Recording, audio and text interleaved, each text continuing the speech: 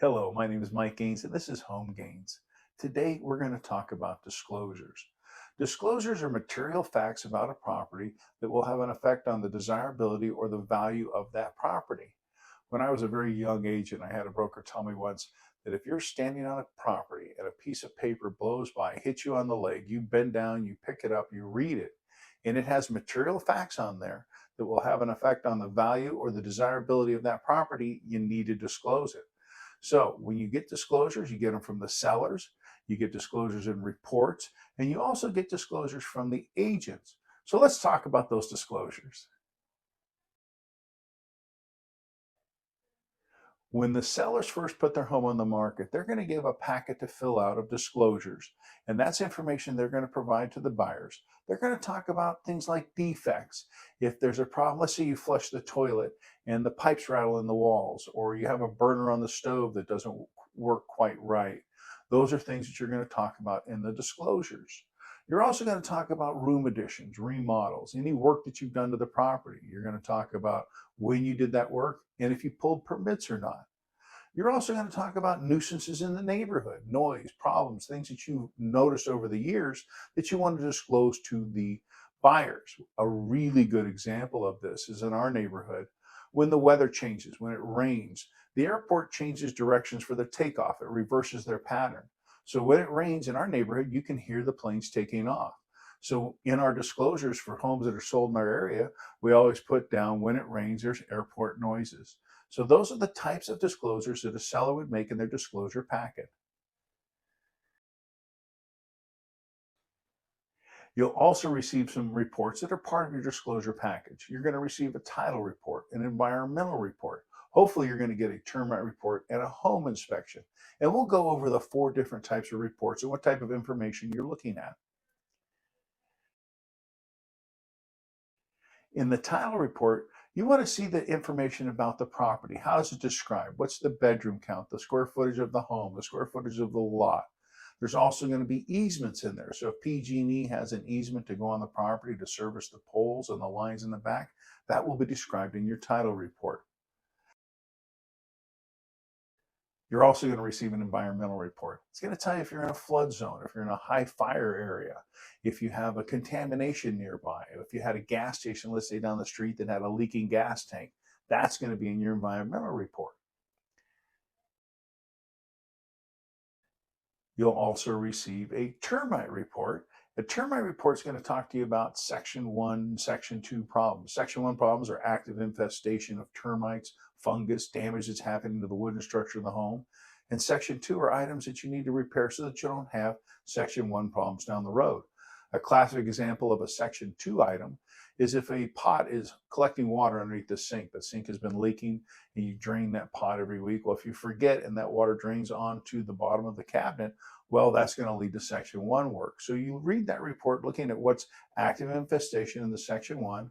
Then you also review the Section 2 for items that you know you need to repair or have repaired prior to moving in so that you don't have any problems down the road.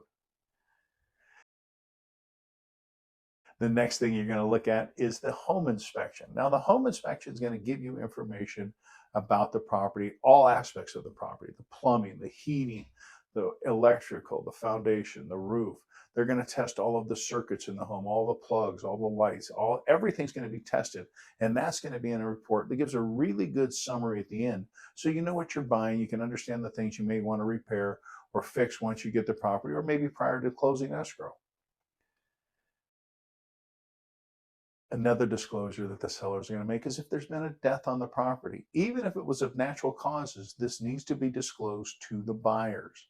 And if you had a situation where it was a little more notorious, maybe it was in the news or in the paper, that's something that you're going to really want to let the buyers know about. I had a situation where I sold a home that had a double homicide. And when the buyers came and they wanted to make an offer on the property, I gave them all the regular disclosures. And then I also gave them a copy of all of the newspaper articles that talked about this crime. And I had the buyers sign the bottom of each one of those pages so they were fully aware of what had happened in that property in the past and they knew what they were buying. In those disclosures, the sellers are going to talk about if they use a pest control on a monthly basis to control ants or spiders or any type of insect around the property. They're also going to talk about if they use a monthly gardener so that they understand how the property is kept. This is good information for the buyers too, because they're going to probably want to get the contact information on those service providers so they can continue to have that work done once they close escrow. The next disclosures come from the agents, and they're called AVIDs, Agent Visual Inspection Disclosure. And what an AVID is an agent walks around the property and details all of the things that they notice are little defects about the property. And I'll give some good examples. If you have a chip in the countertop, or if you have a crack in a tile, or let's say a scratch on the floor, these are not typically written up in the home inspection or the termite report, but it's information that you want to convey to the buyers. So the agents go around, they do a visual inspection, they look at each room, they look at the outside of the home, everywhere that they can see a visual aspect of the home, and they write it down. This is good for a couple of reasons. Number one, it's good for the buyers to completely understand what they're buying. So when they walk around the home the first time and they're really excited about getting the house, they may not notice a couple of the small defects that later they may want to be notified about. It's also good for the sellers so that when they move out, the buyer doesn't look at those and say, hey, I didn't remember that scratch, or I don't remember that chip. Well, it didn't happen during escrow. It didn't happen while the sellers were moving out. And the buyers will know because that AVID was filled out prior to that. And all those things will be described in there. So the buyers will be comfortable about what they're buying. And the sellers are also covered so they don't have any problems later where the buyer thinks that something was damaged while they were moving out. The next thing I recommend is that the buyers go down and check all the permit statuses with the city. They want to make sure that if any work was done to the property, that the finals were signed off, that everything is correct, all the information is there. And they'll also know when that work was done, how much work was done, and what scope of work was done. So the permits are also very good information for the buyers to check out.